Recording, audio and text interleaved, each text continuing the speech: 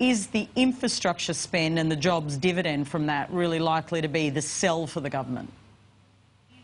Well, I do think they have given themselves room to move in on infrastructure, but they start from a long way behind. I saw David Uren pointing out that infrastructure had been cut by $3 billion since Malcolm Turnbull became Prime Minister, and those figures from Anthony Albanese during the week were pretty devastating about the lack of infrastructure spending from the Commonwealth and Victoria. Victoria, that's had 37% of the population growth, has got only 9% of infrastructure spending between 2010 and 2015. So they start a long way behind on infrastructure, but they have left themselves room by abandoning, after years and years and years of it, a warning that we shouldn't have debt or deficit. The reality is the OECD, the IMF, the Reserve Bank of Australia, both this governor and the one before, have said now is the time to be borrowing more money to invest in infrastructure.